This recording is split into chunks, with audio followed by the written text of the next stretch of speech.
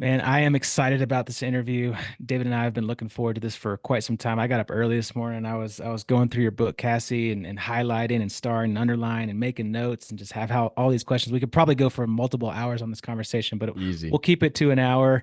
Um, Cassie, I'm excited Well, you about know what? this. We can only promise part one will stay in an hour, and then Part part one. two and part three Okay, good. we'll I'm in subsequently decide important. then. Cassie, I'm also extremely excited about today, and just the power of your book is hard to fathom. And I'll tell you a little thing that happened to me last night, and your book immediately came to mind, and I thank God for you and the book.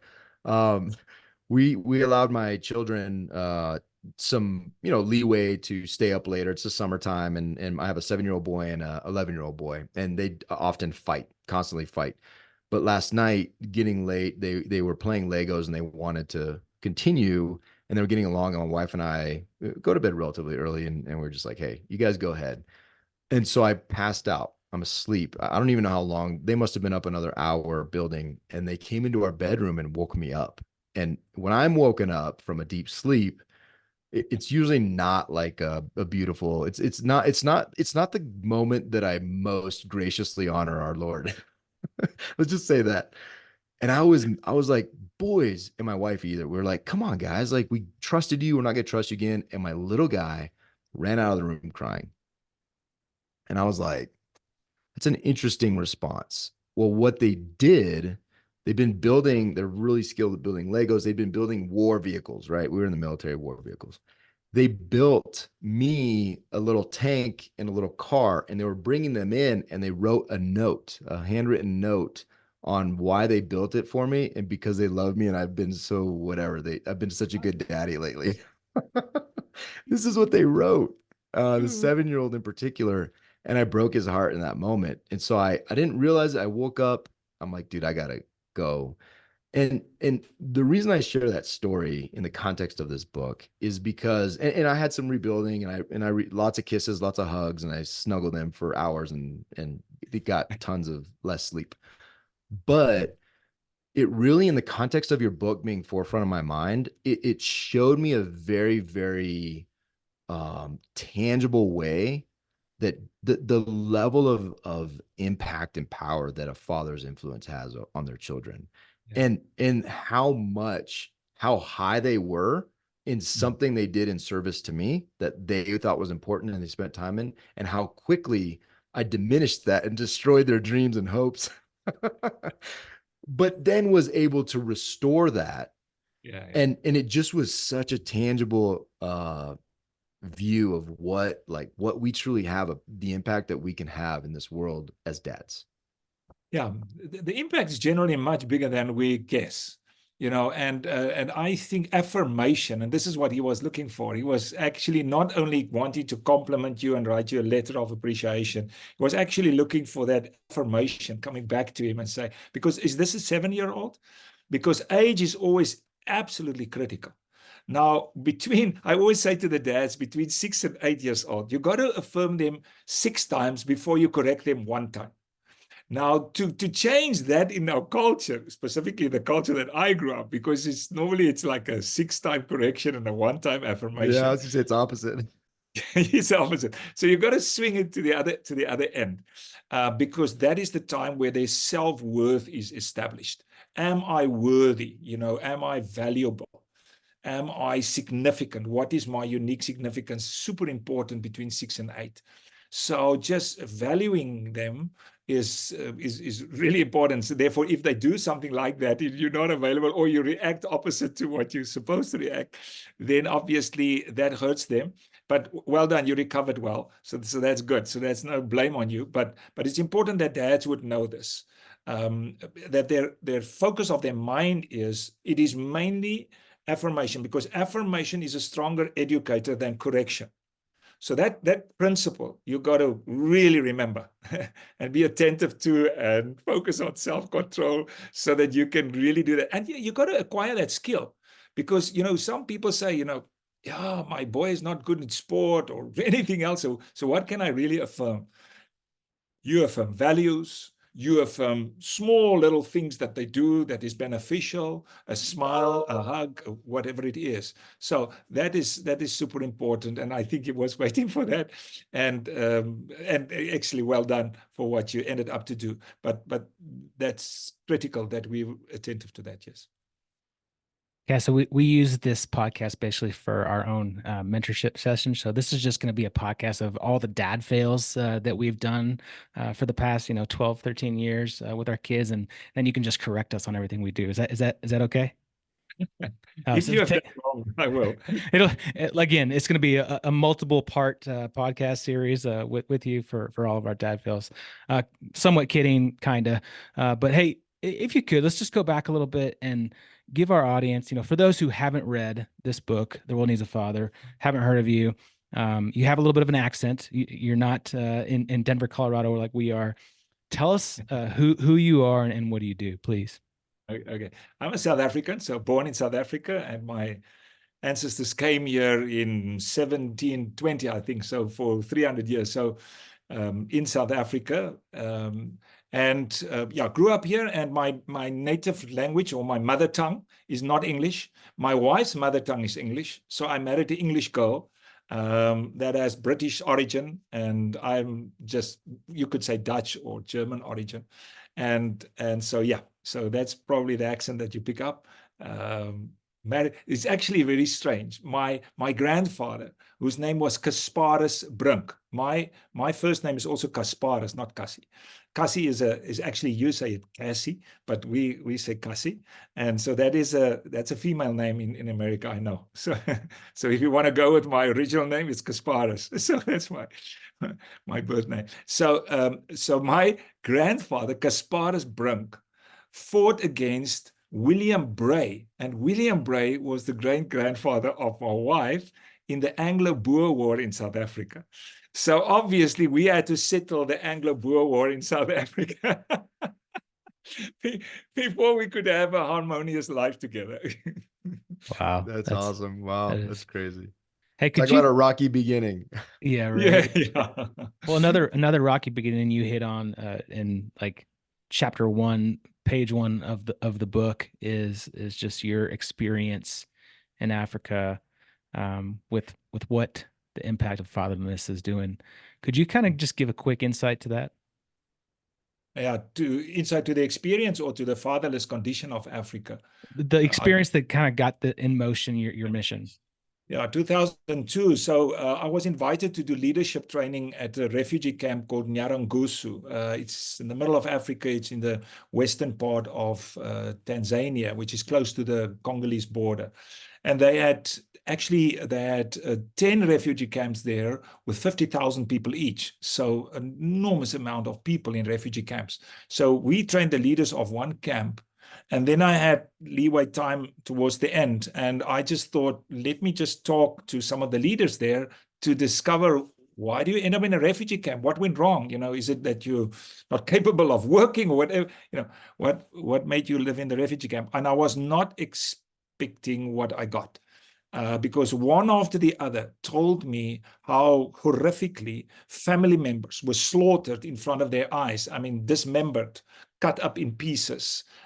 Pregnant women sliced open and taking babies out and slice them up, and just the most horrific thing. So here I'm sitting in a mud hut, and I'm not reading this in a paper. This guy is looking in my face, and in my soul, I felt, and looking in my and telling me these stories.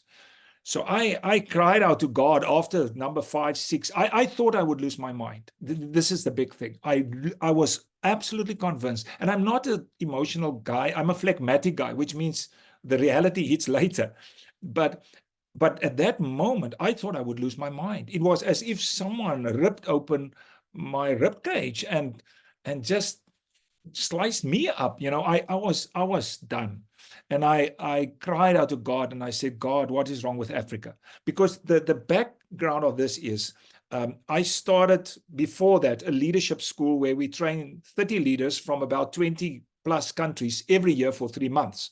So here I'm training. I've already trained more than 30 leaders from more than 30 nations of Africa. So the idea of leadership training is you train them to do something. You train them to make a contribution to their country. So my whole mind is filled with that every day of my life. How can I empower people to make a difference in their nation? But I did not see the reality of a nation, because many people, they're oblivious of what is really happening. So they in their little bubble, and if you have money, then you can secure yourself and stay in your comfort zone. And suddenly I was out of my comfort zone and confronted with this reality in Africa, with a genocide and where they killed so many people. And I didn't know what to say or to do. And I suddenly understood that I'm living in Africa, but South Africa, though, Cape Town, though, which looks like California sometimes, it's well developed. And right here, we have this in the middle of Africa. And I cried out and I said, God, you better tell me what is wrong with Africa, because I cannot continue to do leadership training if I don't know what to train people for. And then God was just so clear. It was a very definite instruction: lift up your head, look left, like that specific instruction. And as I looked left, there was this one little window, and I saw these 300 kids outside, about 6 years old, and with the soccer balls that they can't buy anything there. So they make it from plastic bags that they wrap and tie together. And God said to me, the big problem of Africa is fatherlessness. And I missed that word in the Bible. Can you believe it? I had 9 years of formal theological training. And by some other means, I missed the word fatherless. I just read over it. It was just a general word, like orphan. So I was not sensitized to that word. And then God said, the problem of Africa is fatherlessness. You train fathers for these boys by training soccer coaches for them. Instruction was very particular. And I knew nothing about soccer. I didn't even know that Manchester United existed. I was a rugby coach. I was a rugby player. So I knew rugby. And I said to God, please talk my language. I know rugby. And also I'm white. White guy. In those days, white kids would not play soccer. It's better now. But in those days in South Africa, they would play cricket and rugby and golf and tennis and stuff like that, but not soccer. And you go and you do something that you know nothing about, that your skin color is wrong, your church affiliation is wrong, your mind is, everything is wrong. So I was a mess. But I just said to God, here am I, whatever you tell me to do, I will do. And that's where the journey started. So God decided to use the most useless guy ever for addressing fatherlessness in this world. Yeah, I love how that's how he works, right? And how his strength is perfected in our weakness, and it's it's obviously no mistake, but I think it's really interesting to me. And I'll tell you, anybody who hasn't read the book, you get a couple pages in, and it is devastating, right? The truth that you highlight that you just talked about, and the detail, particularly you're talking about one person, and it's fascinating because you asked a question like, why are you not with your people?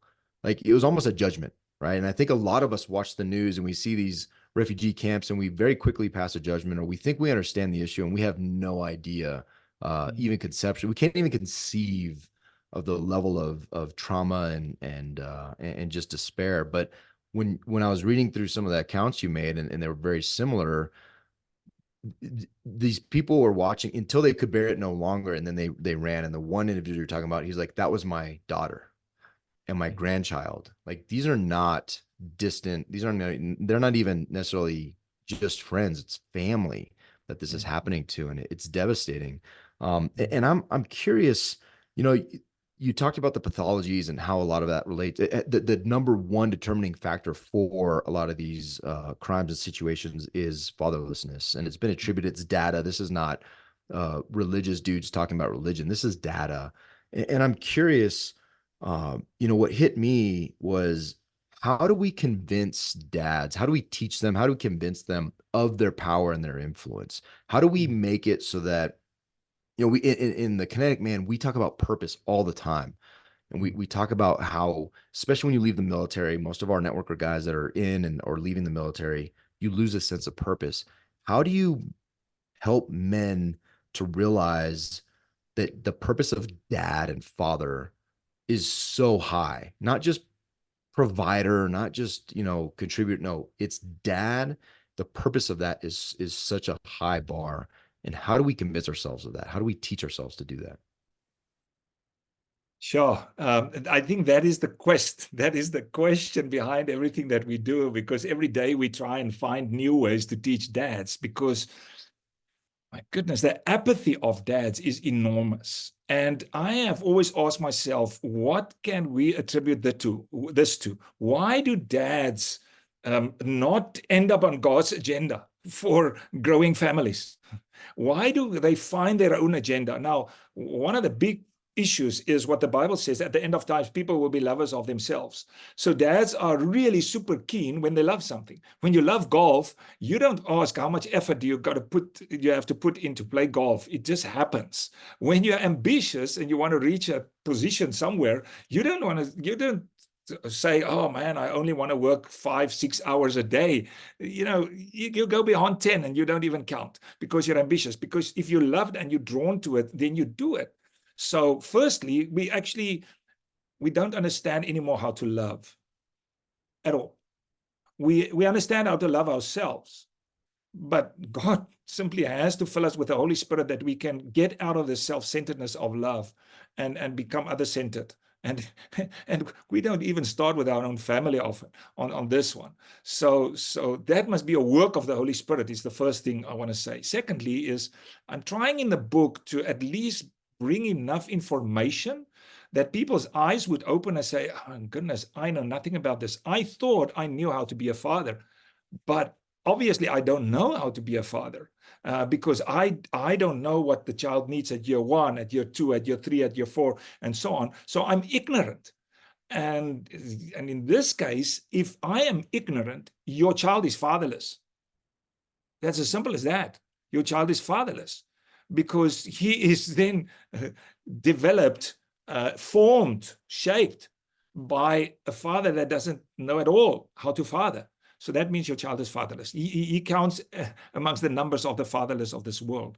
So that is an effort that we're trying to do to help people, but also to show them the result. If you do not father right, then this child carries that father wound, mother wound. Now they have other words for it: trauma. They call it small t. Big trauma is when abuse happens to you, and small t is when neglect. So you're deprived of something that you should have had, that small trauma. So your children grow up with T trauma and post-traumatic stress syndrome. We know about that. And most people grow up with that. And then they have the results. You see it in businesses. You see it in divorces across the world. You see it in failed marriages. You see it in bad leadership in this world, so that the whole world is suffering. And this is exactly what the Psalm 68 says, when God said, the world is trembling because of you leaders not addressing fatherlessness. And this is exactly what is happening now. So we try to wake up people, but we find that the best way is from father to father. Obviously, you don't want mothers or ladies to come and accuse the dads of being bad and so on. So it's, in that sense, it's a men's movement. But also we have a complementary training for the women, for the mothers, that match with the men in support. But we hope that men would wake up each other and say, come on, buddy, come on, let's do it together. Let's have a move of men across the world, getting people into move, kinetic men. Let's get this move of men that are created by God with a specific intent to represent God, the Father. And let me just say this. I'm sorry, it's talking long, but let me just say Please this. go. The thing that shocked me, and I don't think I mentioned this in the book, because that happened after I wrote the book. In Indonesia, I heard a pastor asking the question, who was the first fatherless in this world? And everyone is guessing this, that, and the other. And we came down to Adam, because he had to move out of paradise, out of the presence of the Father. And then the pastor said, no, I'm sorry, you forget the most important thing. Satan was the first fatherless. He walked out of the authority of his father. And therefore, from day one, that was his main objective. And now he's succeeding in this. because he made Adam fatherless, and then one after the other after the other. And now we reap the results of that. So if fathers can just understand, God had a very specific intent to get his image, his way of doing things across to this world through fathers and mothers, if some people complain concerning that statement, and mothers, but fathers cannot neglect and turn a blind eye to their responsibility.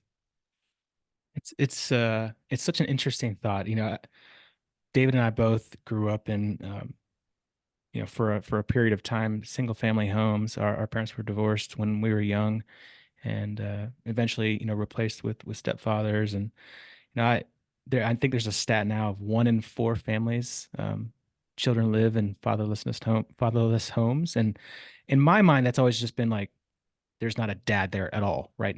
Not even there. It's just a single family home, single mom running the household. But it's an interesting thought to just call fatherlessness also just dads are there, but they just don't know what they're doing. Like they have no knowledge or information, and they're just running on the treadmill of life and thinking that working in their career and providing money for their family to put food on the table and keep the lights on is enough. And there's this quote that I wrote down from your book. It says, you cannot elevate provision above love as necessary contributions from the father. And I think that's key. And a lot of people don't think about that as their role of a father being more than just provider, being more than just provision. It's an interesting thought. Yeah, absolutely. But I think for us, the solution lies in focusing on children and their needs. So all human beings, the 2 predominant needs of all human beings, after reading so many things, I believe, belonging and value.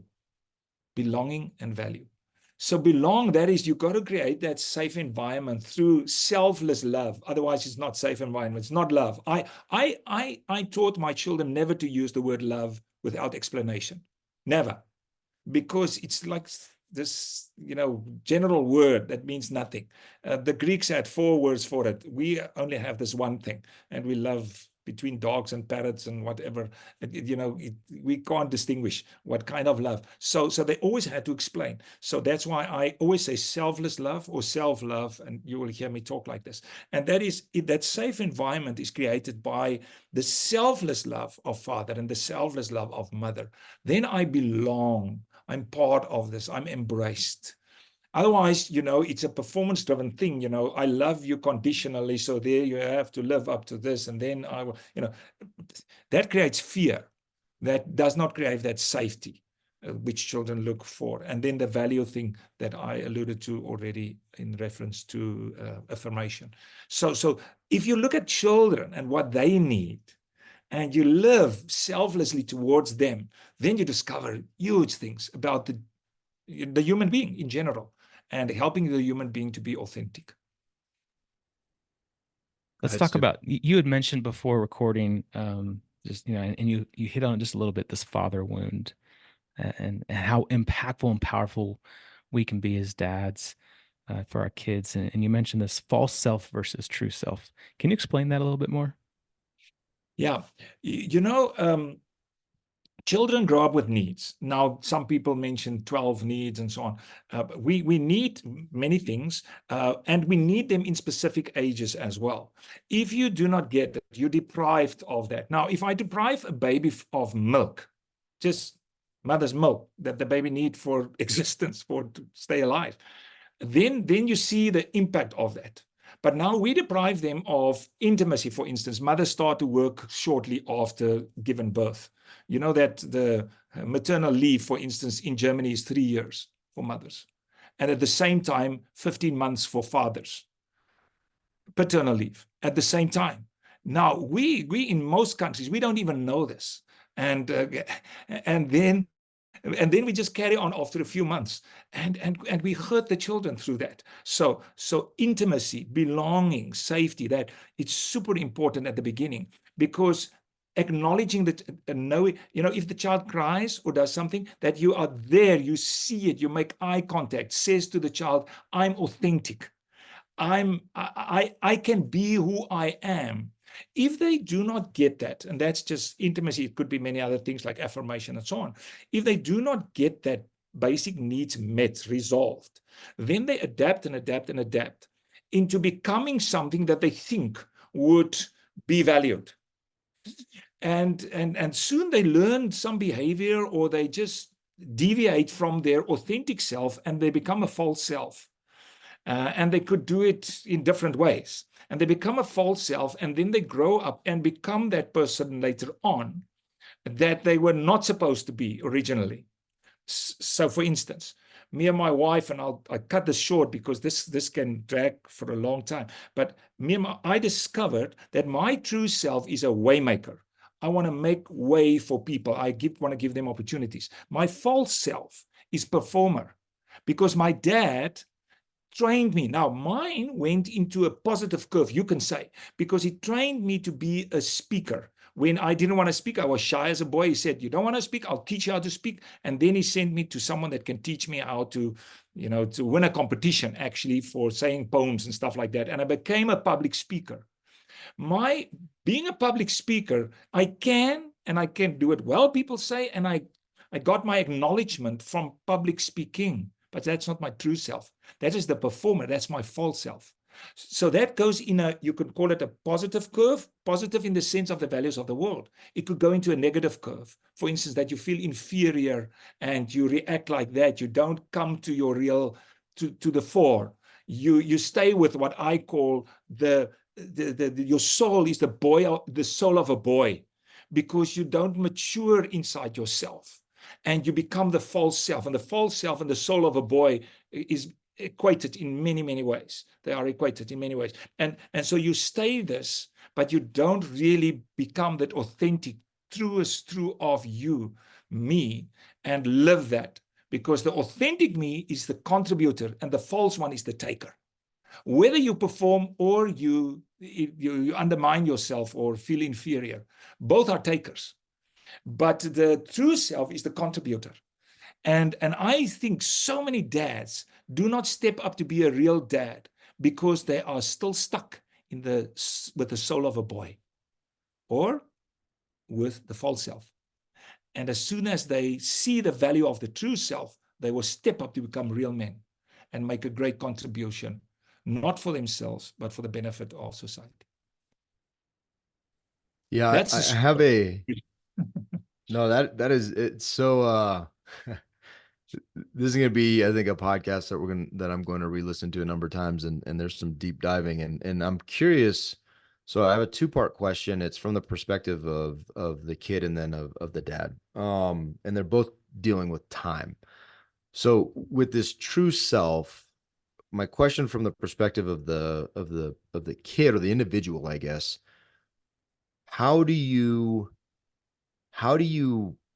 effectively get to a place in life? How do you effectively find that true self? Like, what is the mechanism by which I could find, that I believe I was intended to be a male model, that, God gave me this face and this beautiful head of hair for a reason.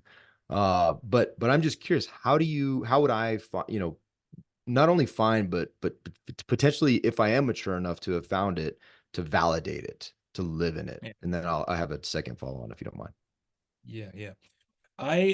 Unfortunately, I cannot detach the false self and the true self. So the first thing to discover in many cases would be discover your false self. So for instance, in my case, I had to go back to my father wound, and my father wound is something is never great. It's always next time better, So you always into the performance mode. You're always pushing, and you always want to be better than the previous time, and so on. So that's the eternal endeavor then. My wife is different because she was neglected by mom because her mom got an illness, polio, and she had to be removed from mom. So she missed that intimacy. Now, we never knew about this before we got married. So we had to discover this, and by God's grace, we stay together in discovering it. But discover your father wound or your mother wound and the probable or possible impact of that. Now, it's very important that an objective person, because we can reason ourselves out of something so easily, but someone who knows you really well and say, you know what, you're behaving this way and so on, you're trying to draw this attention, someone who's really, really honest with you, but with love. with real love and say, let's go on a journey of discovering your false self, but also your true self. What is the truest true of you? Now, we do it now with hundreds of men. So we get them a paper and say, write down all the things on this paper that you would say, this is me. And get other people to write it down. Now, I have a strange relationship with, I call him Mr. Chat GPT. I've got a very unique relationship with him. Yeah, I talk with him every day. We argue every day. We discuss and we do many things. And then I give him all of this that people write down on a piece of paper. This is me. This is me. And I say, give me one word for this. And then he gives one word. And then I say, in this word, I think you are neglecting this. So I argue with him. And then he adds. And then I get, until I get a word that I think is the right. And then I say, define this word. And the amazing thing is when people define that word and they see that's me. But in many cases, it's not the me that they think that people would appreciate. But it's the me that gives them that deep fulfillment, that sense of, wow, if the world didn't shape me, I would have been that, And that's the real thing I can contribute. And it's super valuable if you do this. As couples, for instance, it is enormously valuable because God has distributed his character, his gifts, his everything amongst people to demonstrate and, to show him up in this world in all kinds of ways. So one can do it practically, and we help people to do it. But you need friends. You need someone who knows you really, really well and who loves you really well, and someone who wants to really mine, like you mine gold or diamonds, who really wants to mine the most precious thing that God invested in you for the benefit of this world, to mine it and to polish it and shape it. And when you see, and one father should know this of his children, so that you can continue to polish that uniqueness of your child. And then you'll see how valuable they become. So it's a fantastic adventure with wife, with friends, with children. So please, let's all dive into this and help each other. Yeah, that's fascinating. The last thing you said too is very, very powerful from a perspective of a dad too. And we'll get into this later, the roles of the dad that you talk about, but to help identify and validate those things about our kids and really speak into that. That's super powerful. The other follow on from a time perspective that I wanted to ask you was, as a dad, a lot of us, we talk about it with our men's group a lot, just these roles, and we talk about, we talk about resources that we didn't previously have to help us be more intentional fathers. And this book for me is huge, but I didn't have this book, my fault, not yours. You wrote it for my, when my 13-year-old was a baby. And so, you break down these times when it's most critical for specifically for dads to really speak identity and these different things in our kids' lives. What if you're a dad and you missed that because ignorance, or maybe you just were a terrible dad before, whatever the reason? Is it too late as a dad to do something about that? Yeah, that's why I wrote chapter 10 in the book. If I had to revise the book now, I would put chapter 10 as chapter 4, because at chapter 3, you feel like, oh man, I've missed most of these things. So then it's a good thing to actually create hope to read chapter 10. Chapter 10 is restoring damage. So on one end, you got to not ignore the impact of what you neglected, because that would bring you, and in my case, I always think the tougher things get, the more it pushes you to contribute more. So then you will be more serious about a real contribution back in the life of your child. But the first thing to start with in chapter 10 is to really ask forgiveness to your children. And even at age 5, you can write, and you've got to write a letter. So chapter 10 is actually, how do I write this letter? Because if you don't do it according to the guidelines I give in chapter 10, it will most probably not work. So you better not skip one of the principles of writing that letter. You write that letter. I neglected this. I should have done this. Why did I neglect it? Because I was too ambitious or ignorant or whatever. You got to have an honest confession. And in my case, too self-absorbed with my ambition, my first child. And and I had to tell her when she was 17 years old, I'm sorry, because no one trained me. I didn't know these things. And then I started to discover that. And then that confession, that and you do it in a specific place with a specific meeting that you arrange, not just by the way in the kitchen. I'm sorry, I messed up, I'll try better. Not that way. A very specific letter, very specific occasion, and you make that confession, and you say what you want to be from now on, and you say, I will give this to your mother, my wife, and to my mentor to keep me accountable to do it. When you do this to a child, the child says, it looks like dad is serious. Now I'll check him out for 6 months or whatever time limit they have in their mind, and I'll see if he's serious. And then I have seen, and this is what you say about your child last night, how quick they are really to forgive. They are quicker to forgive than it could be that they're in late teens. They want to check you out and test you out for a longer time. But when they are younger, they will accept it really well. And specifically when they are like 12, 13 years old, the rite of passage is very important. And that because at that one, it's not only a confession, but also your intent, how to walk this journey with them from that rite of passage to the next one when they become adults. And but if the children pick up that you're intentional, they may not like it, your intention, as much when they are I call them team agers, not teenagers.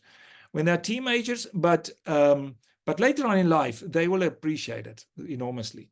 So there is a way to correct, but now you've got to help your child, because your child may live with an impairment. For instance, if intimacy is neglected shortly after birth, then they may struggle to come close to people. Now the child has to train himself into closeness, into emotional connectedness. And you got to help your child. You better be the coach then to help your child. But so there's a lot that we can restore, and we should.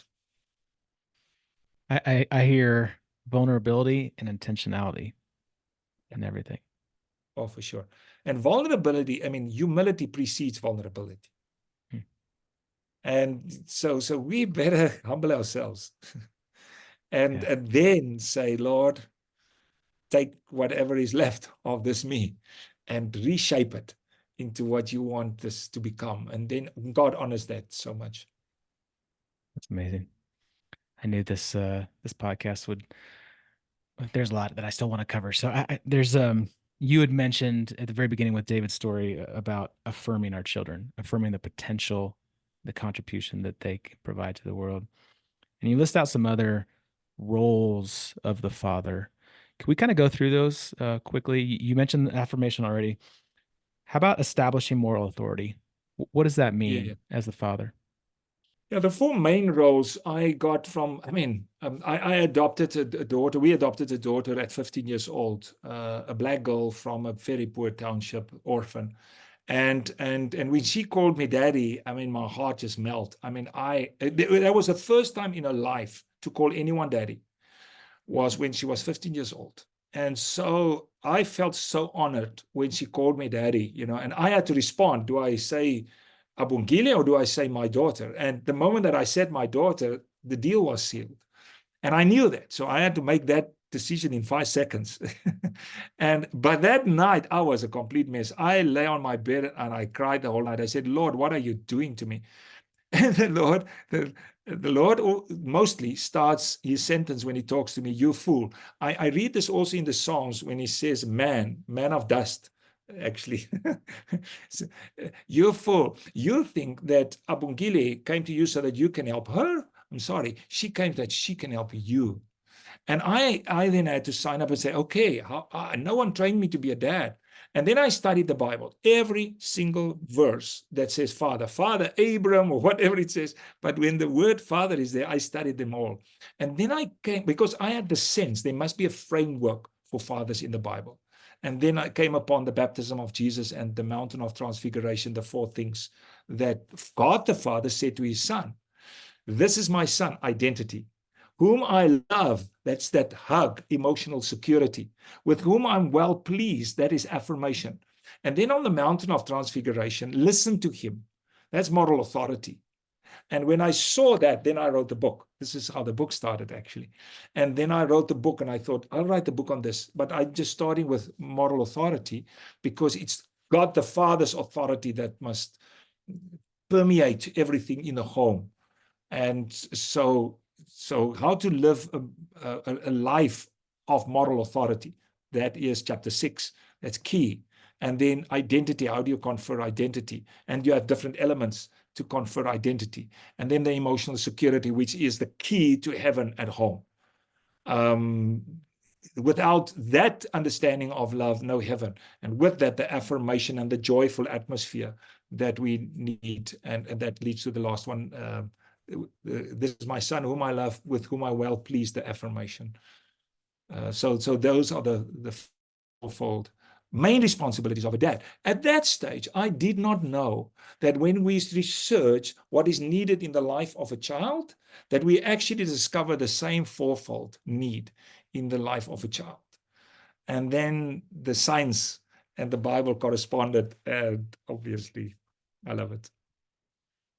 Yeah, that is I'll tell you, there are a couple things that happened as you were just talking. So one, I was imagining not only for you, but as a daddy, but for your daughter, just the exchange of those words, right? Like it got me emotional. I'm glad you kept talking because I don't know if I could ask a question at that moment because it just, the power of conveying that identity of like my kid, like I'm thinking about my kids and I'm like, you are my son. You know, the other day I talked to them about being a Gutierrez, like that's our last name. And I'm like, hey, let's talk about this. Like you are, no matter how much you fight, it was born from me yelling at all my kids and then bringing them downstairs and looking them in the eyes and be like, here's the deal. Like we all share a name and we share blood and we are family. And that was all God, putting that in my head because all I wanted to do was like, you are all about to expire because you're driving me nuts and I'm gonna end you. but it just the power of that, I can imagine it, just visceral, just love and her shoulders going back like I have a daddy, right? And I just it made me emotional, but I'm one of the things you highlight, I just want to read this this quote that you put in the book from Stephen Baskerville. And because I mentioned this to a buddy of mine, my chiropractor, this morning. I mentioned this quote and he was completely shocked by it. And I think most people are. But the quote is, virtually every major social pathology has been linked to fatherlessness. Violent crime, drug and alcohol abuse, teen pregnancy, suicide, all correlate more strongly to fatherlessness than to any other single factor. That's data.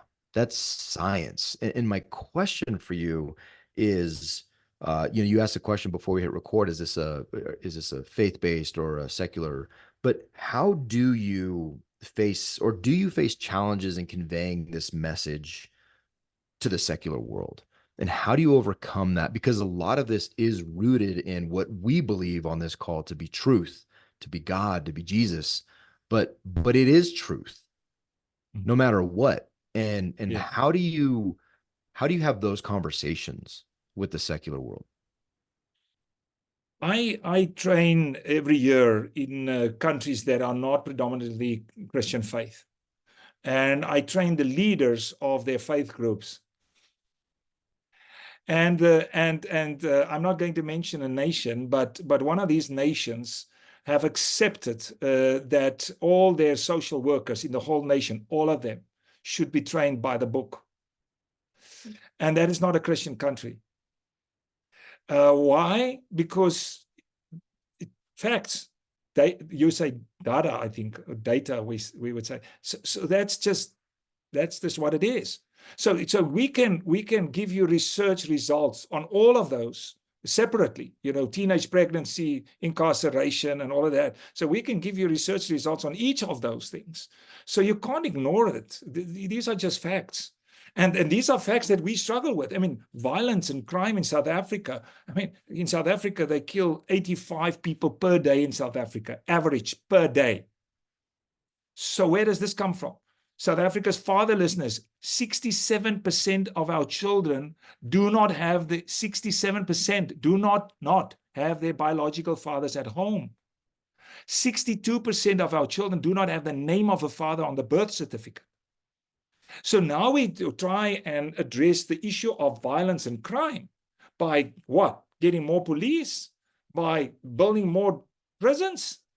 Oh my goodness. That's why a few weeks ago I was working in the prison, because in the prison, working with these inmates and saying to them, guys, come on. When you leave this prison, when you get parole, what father are you going to be? Otherwise, your children will end up exactly where you are, because this is what statistics also say. So how can we turn the clock back? How can we start at the root of things? And therefore, any society, my concern, and I don't actually get as much pushback as you may guess. I almost get no pushback, because they may feel and sense there's something spiritually behind this.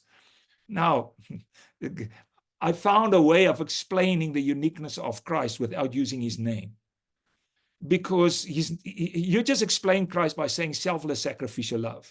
But the problem with Christians, and can I just say this blatantly, the problem that Christians do not have this influence and this light shining across the world lies exactly there. They do not understand love. They think your love, when you are loved, is reciprocal. That's no. And you've got to love yourself. That is the mantra, before you can love someone else. That's absolute nonsense. It maybe sounds psychologically good, but change the word. Say, you got to value yourself. Don't use the word love there. You got to value yourself, because you're created by the creator of the universe and you're his son. So you got to value yourself. But Jesus said, a new law I give to you. And remember, when he says love yourself, it was in his talk with Pharisees. So he talked the language of the Pharisees. When he said a new law, he didn't speak that language.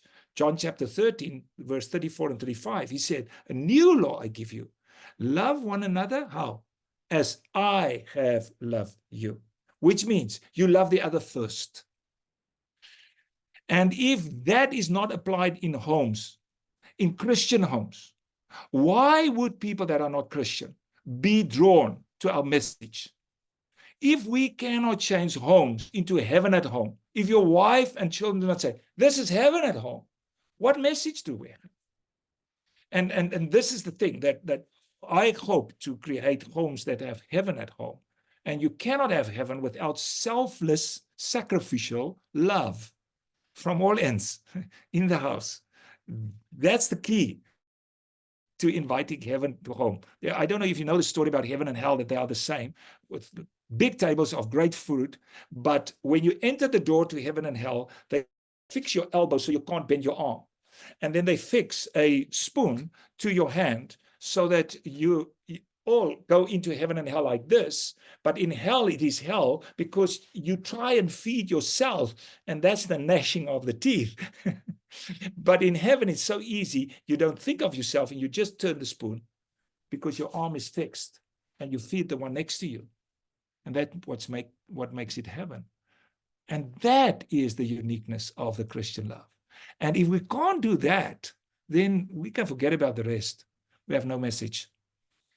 So, but we can have heaven at home. I don't want to let it sound like a negative thing. I want everyone to jump up with joy and say, man, this is our message. You know, if we surrender, if we die, we live. You know, this is the paradox of the Bible. So if we do not self-love, but we love others. But please remember, I said, value yourself. Otherwise, I get phone calls from psychologists and everyone. Value yourself, value yourself, value yourself. I've said it now 3 times. But love others first. That's the message of the Bible. Love it. It's amazing. I've never heard that story of heaven and hell with the spoon in your arms. I'm going to share that. Cassie, this has been an amazing conversation. We're already at the hour mark. Like we knew would happen. We could probably go for longer. Maybe we'll have to invite you back for part 2 and 3 and more. where do we send people to find out more about your message and everything that you're doing? Get the book, learn more about your courses, your teachings. What do we put in the show notes for people? Yeah. We have, if you go to the website, you will see we have now more than 100 nations involved in the movement. So you just go down, scroll down country and the contact person in that country, and you can contact that person in your nation. So the website is easy. You can type "the world needs a father" if you wish, and you'll get there. But otherwise, it's just the abbreviation, the world needs a TWNAF, TWNAF.com. And if you go there, you can find how to connect with us, and feel free to connect with us. We'd love to help and assist. Love it. Yeah, it's a beautiful website, and like you said, huge partnership. And before we sign off, Cassie, I just want to honor you. I think this work is so needed. It's powerful, and it's literally saving lives. But it's not just lives; it's generationally. I had not thought about until I read it in your book, and it's science backed, that's developing, that the grandparents and great grandparents have on future generations, and that they had on me, almost unwittingly, to them and to me to an extent, until I read it in your book, right? And I think the idea of empowering men in particular to hold this role literally changes generations of lives, and gets people more towards eternity, and focused on the things that truly matter, and the impact and the power of honestly, like it has me having a sense of responsibility to share Christ with my unborn grandchildren and great grandchildren through Yes. the way I live and model life every day.